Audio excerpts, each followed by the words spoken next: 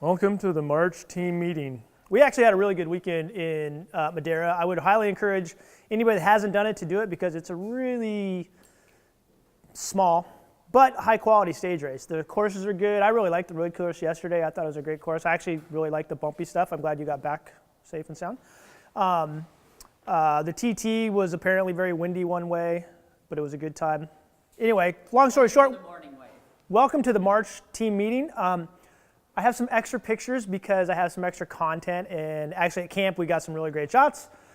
Thanks to Brandon's help, he took a bunch of pictures and I tried to parse out some of the best ones. So this was going down into Greenfield. Gee, I wonder why they call it Greenfield. And then this was at the top of San Juan Grade at the end of the second long day, which was the San Juan Bautista ride. Great ride. We had a good time. Beautiful. It was terrible weather, and then we got to the top of the climb, and the sun came out, and it was gorgeous all day, and it was awesome. And this is the actual other San Juan grade picture of what we saw when we got over. And we were talking to a guy coming up, and he was talking about he had done Fremont Peak, which was on our agenda, but he went halfway up, turned around because he was getting hailed on, and it was like 32 degrees. So we made a good choice. Instead, we had coffee and beverages, and then we headed back. And with that, we cut to tonight's topics. It's a short list. Don't worry about the V at the bottom. Apparently, I forgot to take that out. But there's a ton of content. So I want to get after a little bit, including this is an update as of the 28th, right? So this is through Cherry Pie, but does not include this weekend. But we're second in BAT, and Thirsty Bear is in first, and they took a ton of guys. So I'm guessing they're probably still going to be in first because they both took a ton of guys and they won a lot of podiums and prizes. But we're doing great in second, and including 3 category leads, which I'm really happy about. And actually, 1, 2, 3, 4, 5 in the top 10 with the 35.4s, losing a little bit of points because we didn't do Cherry Pie. So somebody jumped ahead of us, but we're not that far back. Best all-around rider, again, these are really malleable at this point. They change a whole bunch. But if you see anybody on this list, including Mr. Horvath, who's here somewhere, there you went. Congratulations on being in the top 10 in your categories. The picture is Sontag's 5th place GC at the race, which takes us to some of the other podiums we've gotten over the last month. Trevor Bartlett dropped down a couple. Eric Saunders obviously races a lot and has been doing consistent top 10s. So I tried to break it down by race. If you're in the top 2 or 3, you got your own set. If you're in the top 10, you're sort of grouped with everybody. If you're out of the top 10, I don't really care. But also some more good pictures. Ross suffering with Andreas and going up the climb. And you may be able to see, I don't know if you can see in this picture, but there's snow on them there hills, which was kind of cool actually.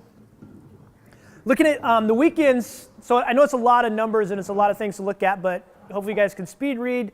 GC and road race results on the first page.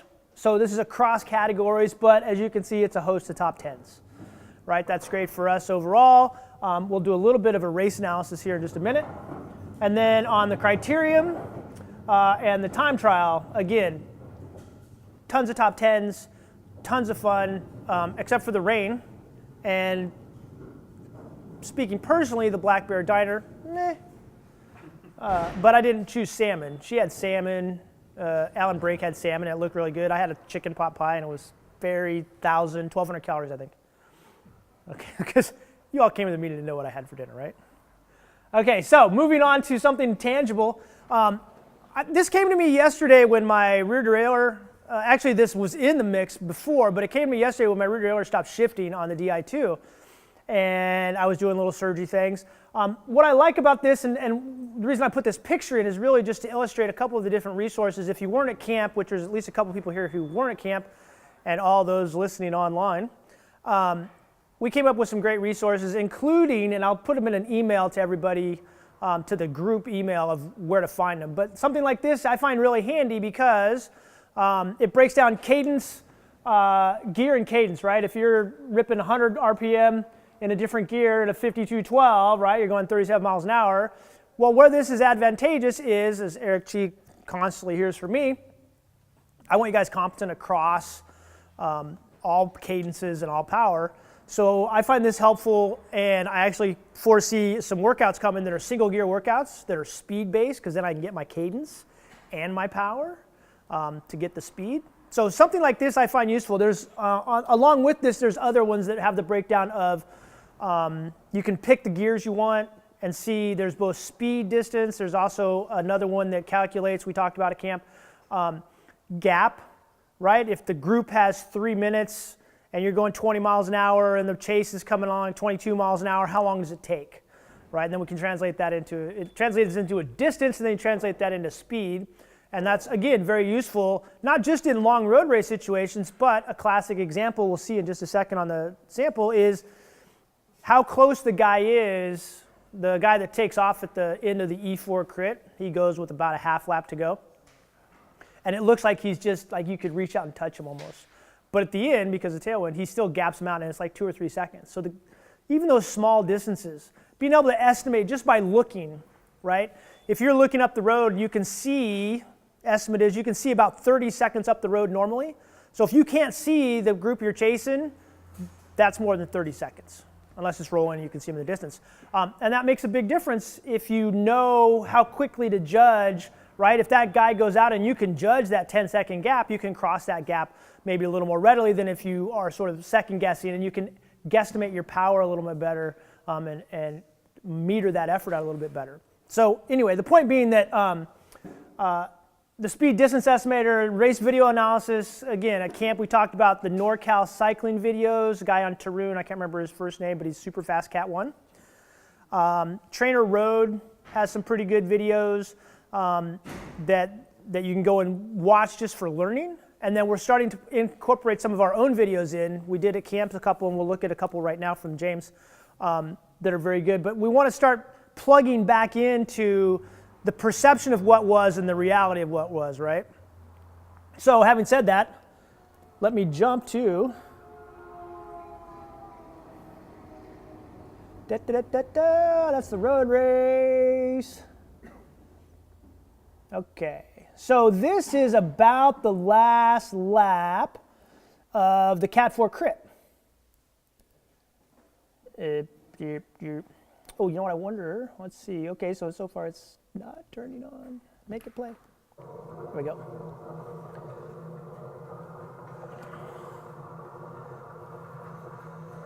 Oh, this. I thought he had a whole thing. That's actually more than, that's 37 minutes. That's a little long. I'm going to jump ahead. Really flat, really dull crit, except for the 20-mile-an-hour cross tailwind where they're going now. They're about to turn right into the headwind. They're really 2-minute laps, so you count back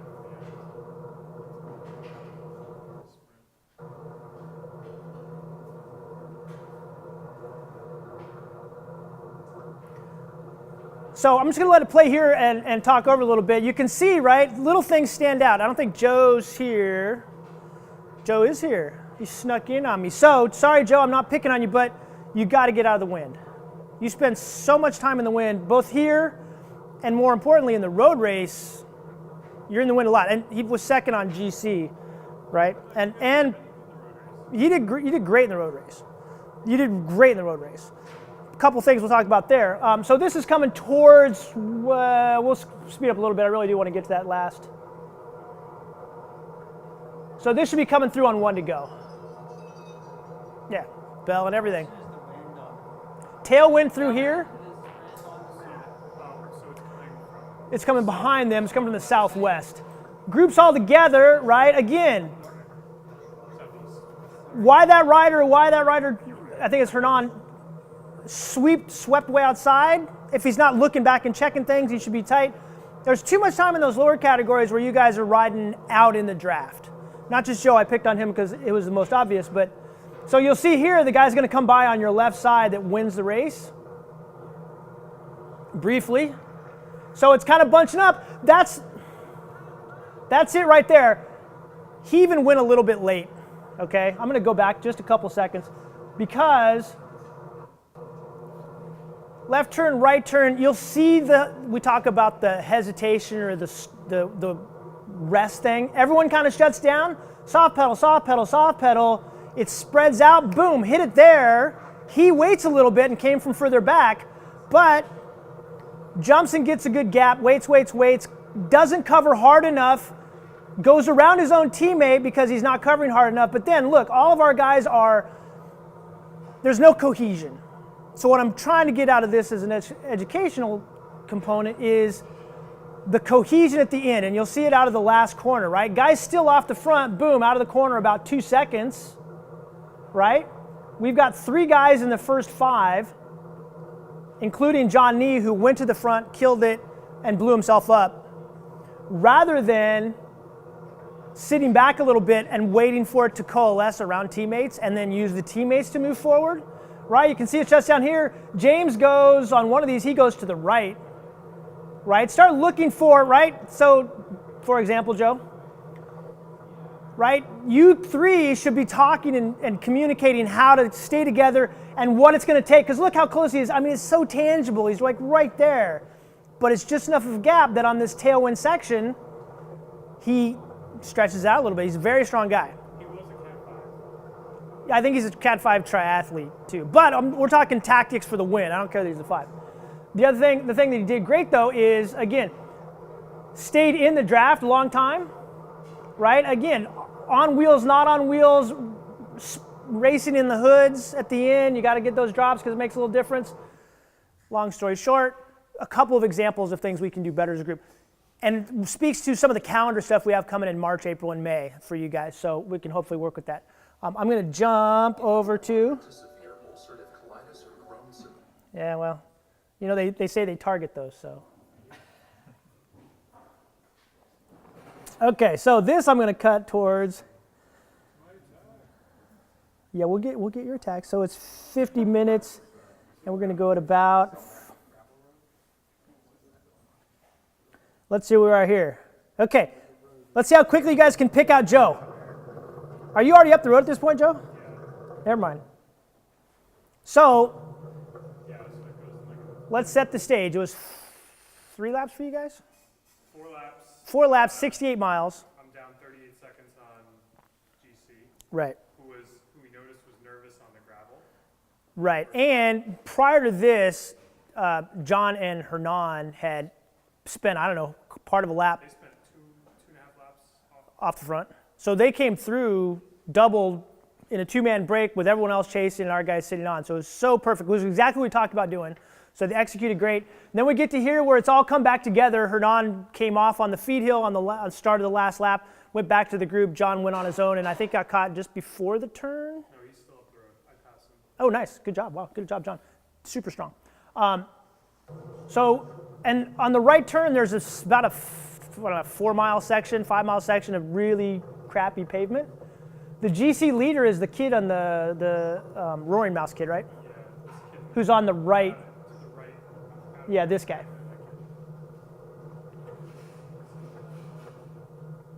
So we're just using this to see. So your attack was great. 2 things to think about. The first is get these guys to set it up for you so that there's an attack, a cover, and you're the second or the third counter. Because when you go, the second part of my commentary, is you go from the front, right? You have no acceleration, you have no discernible advantage other than pure aggression and big numbers. Well, if you drop big numbers, you can see he's going right up in here pretty soon. He looks at it and he says, okay, I'm out of here. And they kind of let him go, which is great, but if we had softened it up a little bit, it might have gone and had more of a gap at the finish. What was your gap at the finish from the main group? Not very far, right? No, we were far out. I mean, that was a 12-minute mark. Yeah, so he's all the way down here on the lap, and he has to go all the way up to over here. I don't know if that's actually the start-finish. That's the turn. That may be where he finished, there he started the thing. But he has to go all the way out to here for the finish. It's like 12 or 14 minutes. This is James Dadula. So I was riding second or third wheel because the line choice was really important. Yeah. And I could see everything from up there. Which is totally valid, right? And you had a cross tailwind at this point. No, was it cross headwind?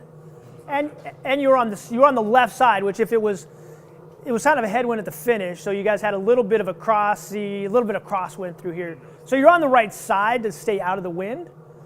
Other things I might have liked to have seen are, so these 3 guys sort of trade pulls throughout the rest of the next 10 minutes or so.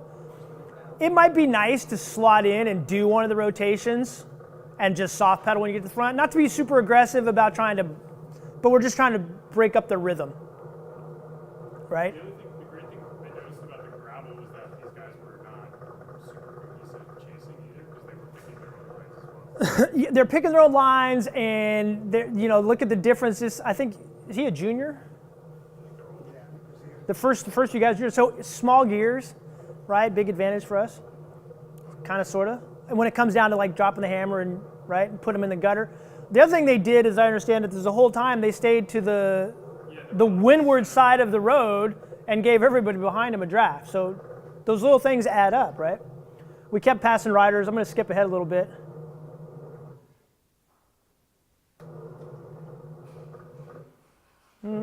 So this is the turn. So from here, it's 2.5 miles to the finish, and it's a series, I think it's about 3 climbs. The first of which, you can't tell from here, but I thought it was pretty steep. The first one is kind of steep. Yeah. Not super long, but kind of steep. So again, in good position. I don't know where you were relative to, oh, there you are.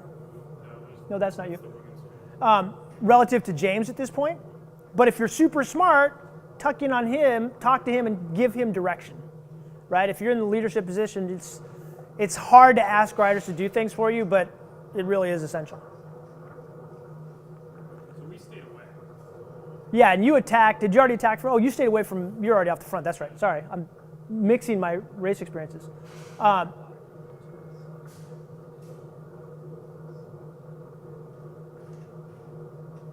But you can start to see guys are getting tired and stuff, and James hits out pretty well. And I mean, they're still doing 400 watts at 16 miles an hour.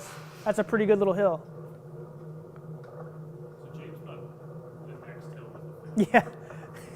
Yeah. So he went early. Well, and it's kind of hard to tell too because there's so many other racers on the road, so it's hard to tell where your guys are and who's up the road and who's behind. And they wind around some of the ladies.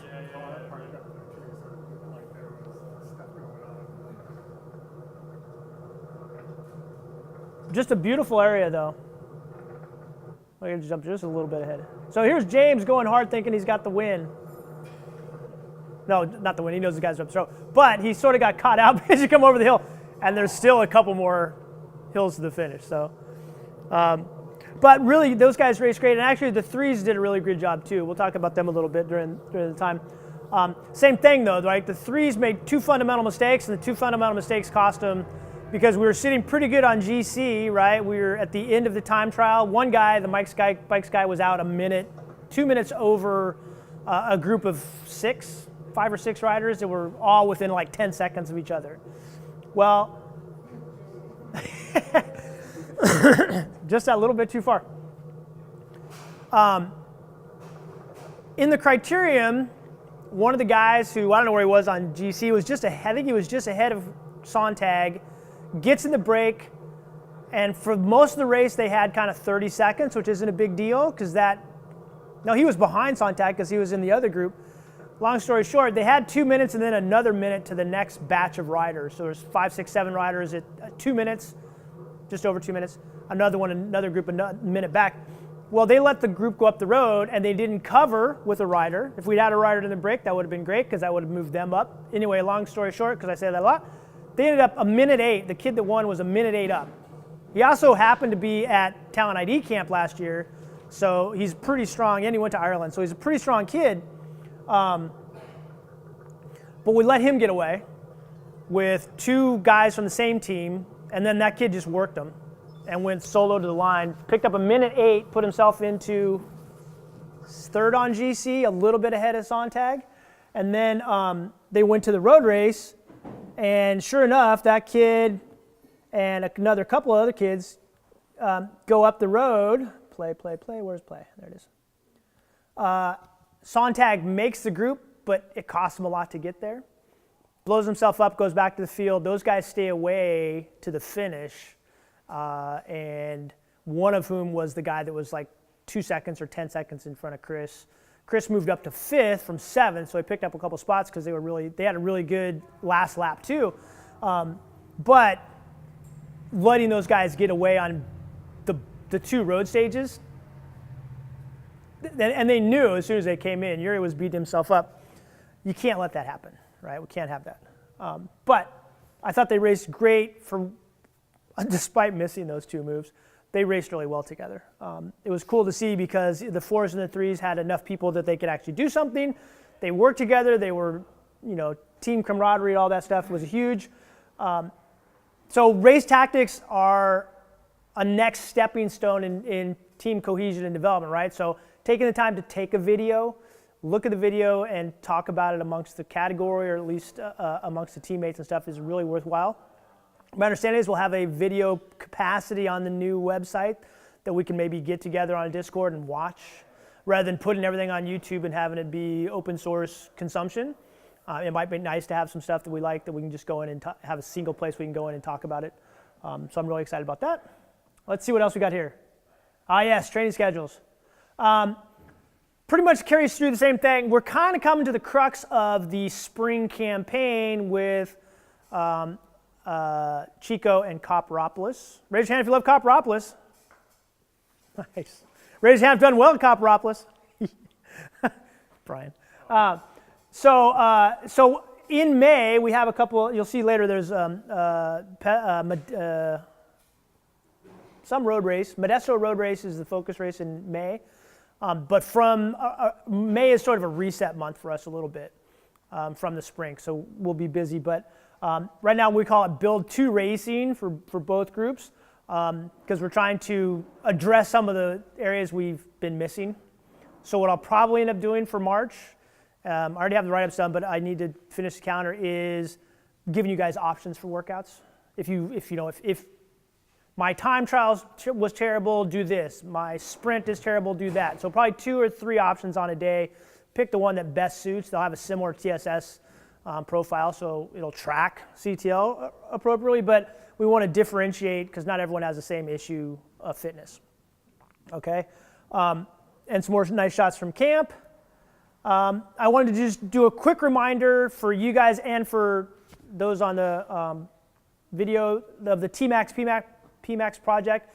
If you haven't done anything with it or you're interested and didn't do any of the protocols early, let me know and we can add them to your mix. So you can do it. It's just a way to kind of kick your own butt with VO2s for 2 or 3 weeks. It's pretty short, but it's pretty hard.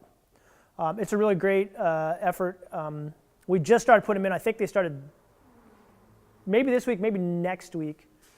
I can't remember what's on the calendar, but it's really short and really quality. So, which takes us again to maybe the most famous picture in all of cycling. Okay, not really, but you guys all know who that is, right? Bellini. Who else would wear Who that? else would wear that? I really wanted it just because it's the anatomy suit. And last week we talked about the physiology of intervals a little bit, and I thought this time we'd cover some of the anatomy of intervals. I knew you'd want the beefcake, so I went with the beefcake. So, I don't think I'll ever look like that. really? You sure? Because I mean, some steroids, I'm boom, certain. we're on our way. All right, you say. I picked this not just because he was big and beefy like me, but also because it had a good separation of the muscles in the legs, especially the back muscles. You guys probably already know the anatomy of the legs, I hope, or at least know that you have muscles there, and they're generally called the quadriceps, 4 muscles, quad, and the hamstrings. More to the point, this is a little more specific anatomy. I wanted to get into the minutia of muscle anatomy so that when you guys are pedaling, there's a little part of your brain that's going sliding filament theory, sliding filament theory, sliding filament theory. So we know this anatomy. I really like this one too because a lot of us have nagging muscular imbalances and issues. These are the origins, green, and insertions, blue. Origin means where the muscle starts. Insertion means where it attaches on the other side of the joint. For stuff, I like this a lot. The big green one here. Where's my thing? The big green one here. The vastus intermedius, right? So that's the muscle down the middle of the thigh. Here, let's go back one. The vastus, so they only labeled it quadriceps, but the vastus intermedius is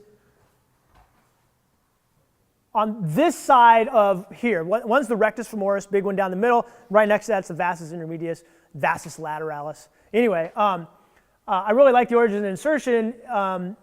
If you have time, look at this as a PDF. I'll load it.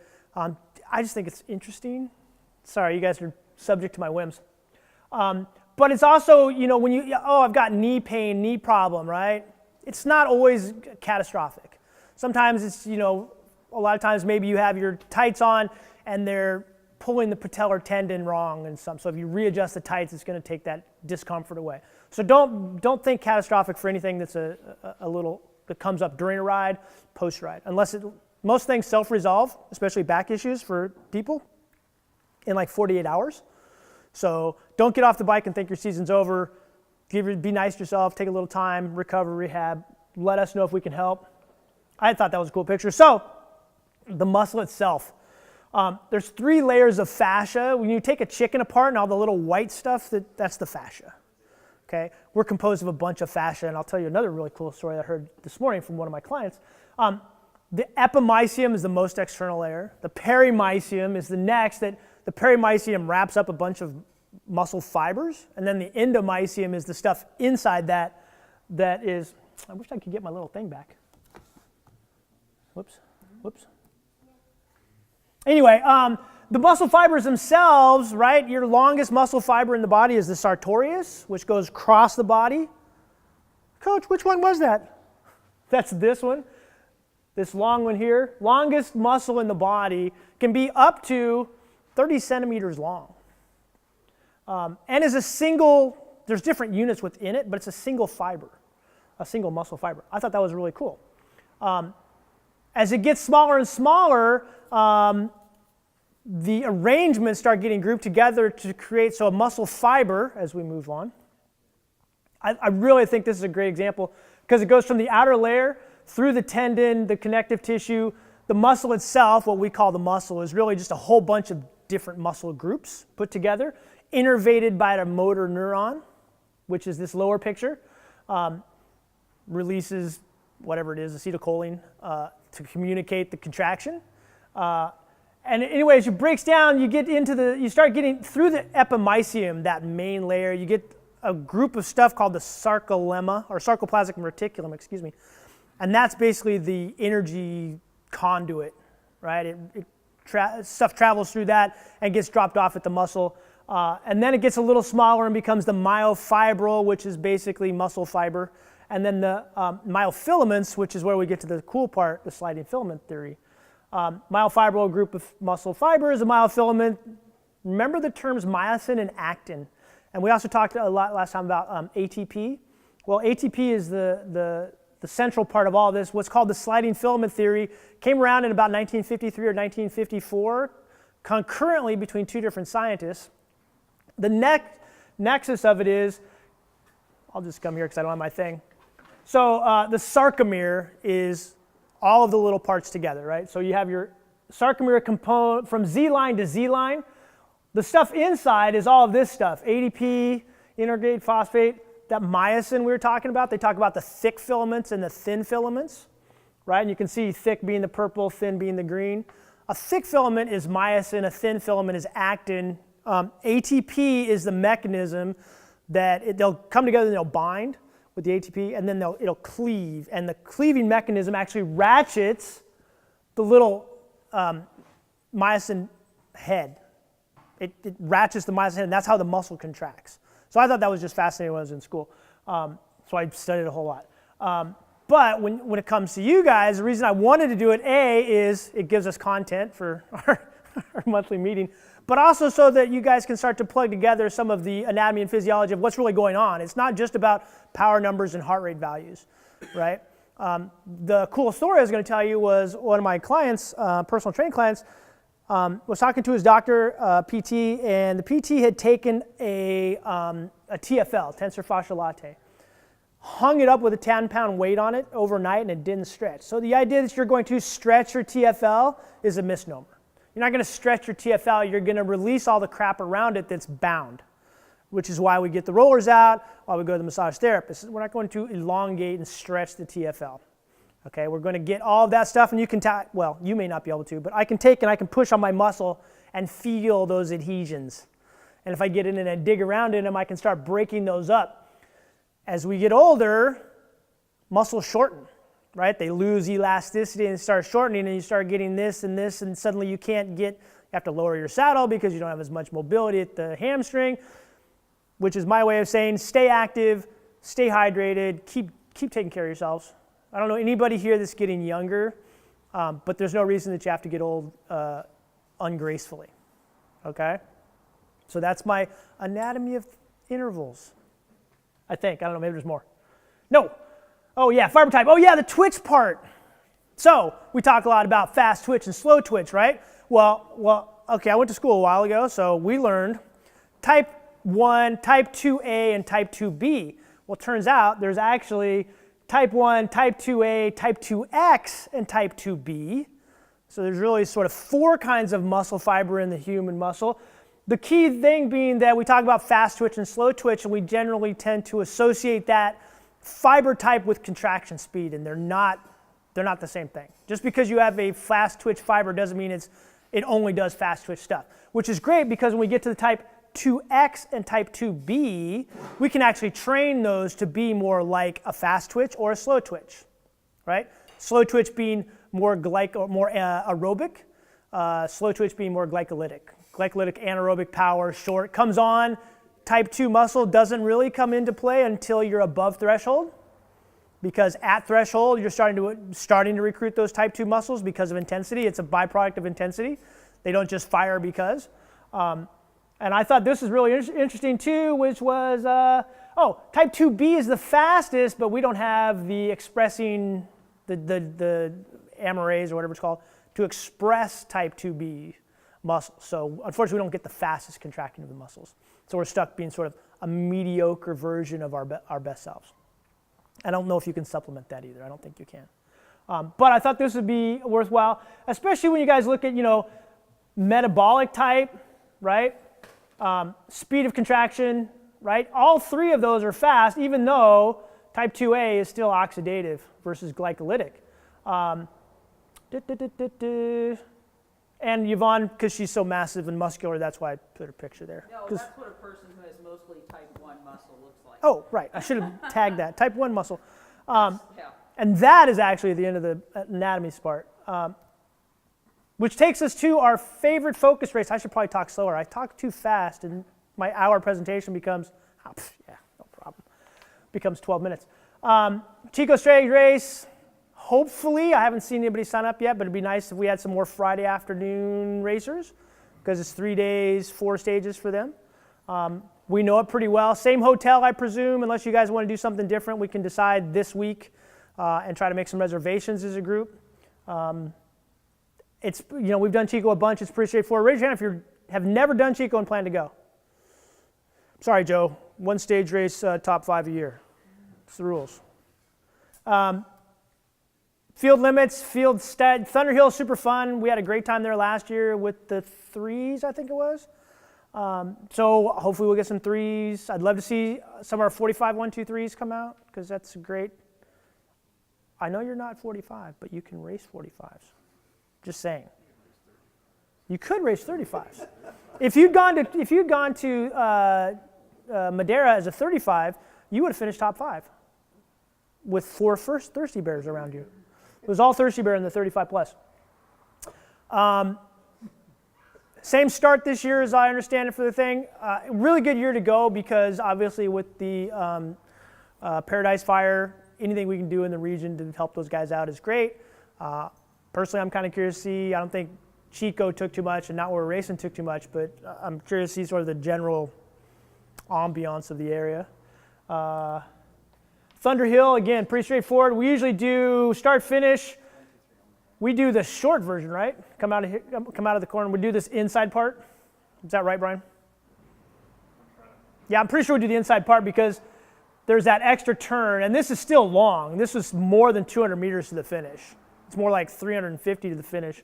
And it's a little rolly, so it's a good, hard, challenging course, especially if there's wind. No, it's not. Go back. It's the whole thing. We do the whole thing? So we come out of that last corner here, out of 7W? What is there, 2W? That's a little incline. 2Ws, yeah, this is the little climb up through here, descend. And the 3Ws, where the guy shot the corner the year before. Oh, right, on the inside and caused the big crash. Like Yeah. inside lane, like concrete, whatever. Chicane. Is that what it is? Chicane? Or Well, the bumpy thing.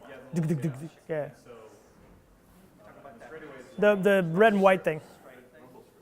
Rumble strip. Thank you. Okay. Nobody here's racing cars. It sounds like. We need to get after that. Let's get some car racing, Bill. I think we should go car racing. Super fun. We know the road race course. To that point, and again, it comes up a little later, we'll be practicing some dirt this year as a group, probably out on the Bay Trail east of Palo Alto. There's a nice little section that's really kind of big rocks and really reminiscent of that road. That's always a tailwind section if you go the right way, so it's way easy to go faster there. Doesn't have a climb like the race itself, but it's a great place to go and punch out some practice because I know some people are nervous about it. If you're comfortable on dirt, hopefully you can come out to those rides and help those that aren't as comfortable on dirt by being a good stable wheel for them to sort of center around. Not a very hard course except for the dirt, and there's a climb. It goes off the dirt onto a little climb. Yes, Brian? I think 2 years ago we had a lot of rain, and it made a really fast track because it washed all that The heavy rocks and stuff out. rock and kind of exposed some of the ground. So we had really fast times when we went on the pre-ride. Yeah. 2 years ago. Yeah, and it'd probably be the same this year. A, because it had a ton of rain, and B, I don't know how much maintenance stuff they're doing out there because their money's probably directed elsewhere. Good fun road race course. If you're doing a number of categories, do 90. Not just the fast guys. Thunderhill, 60, downtown Pesquenta. Yeah, the 2s, the 3s, the women, the Masters 35s, the Masters 45s, the Masters 55s, 90-mile races, which makes the race really way more fun, sort of. Makes it more, so much more. And downtown, I love the crit. I would love to try to spend some time on the crit. Before we'll do some corner. One of the Wednesday night rides is crit cornering, but also on that crit because I think it's just right for us to take advantage of what we can do well, especially with teammates. You can win that race from the 1, 2, 3rd corner out of 7. If you're fast and going good and have a couple of teammates to kind of soften things up for you. Same thing on the TT. It's about as straightforward a TT as you can get. It does have 2 turns, but they're not really turns.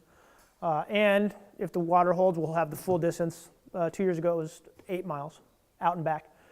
Ride schedule, I mentioned that we were doing some stuff. So daylight savings is this weekend, as I understand it. Whoop, whoop. So on the 13th, we'll do a Wednesday night ride. I'll send you details. We'll see what works for everyone. My preference for most is probably going to be 5:30.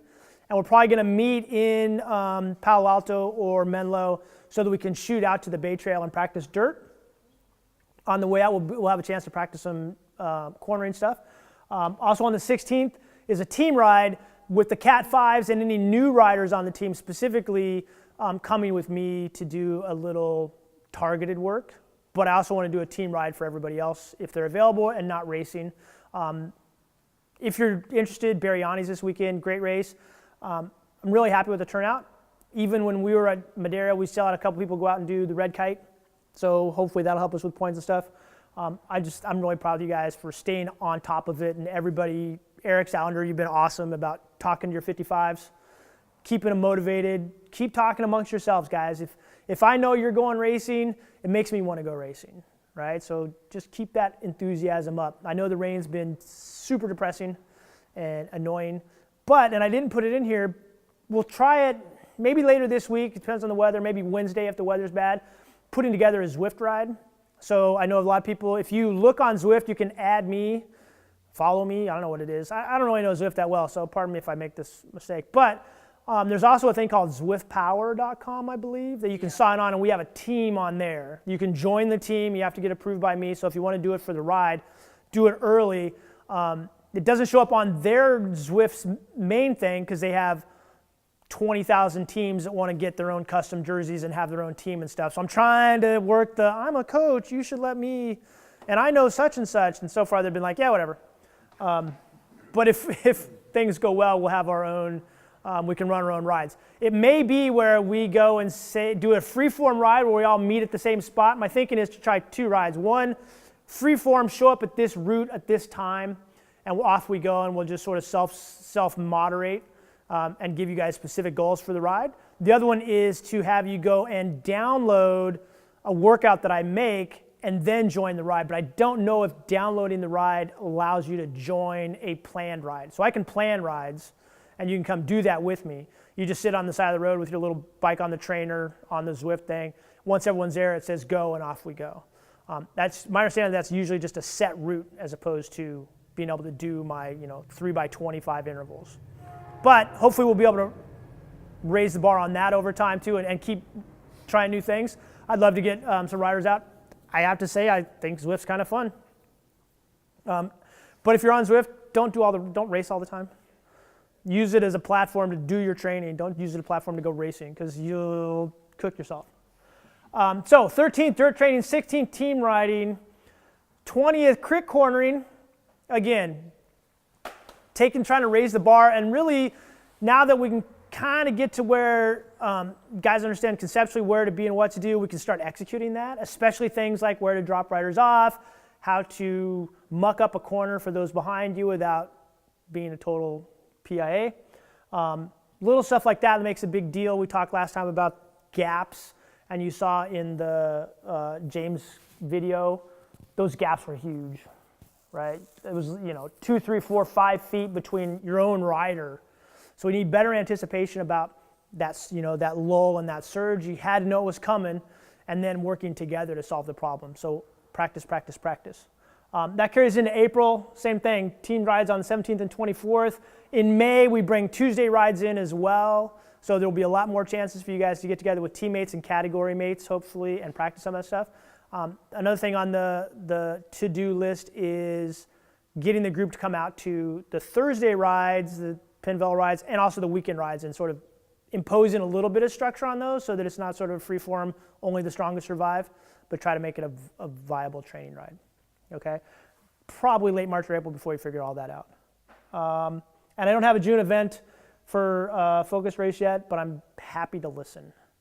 I know some people like Pescadero, some people complain because all the races are too hard, so they want flat races, and nobody wants crits. So you guys tell me what you think, and then I'll make a choice that hopefully makes as many people as possible happy. Sweet. I do talk fast, huh? Really too quick. Any questions on that stuff or anything you guys think I missed? Cool. No? Okay, easy. Thank you for coming out. I know it's Monday, first of the month, bad weather, and kind of cold. So it really means a lot you guys came out to listen to me ramble for 45 minutes, 50 minutes. Bye.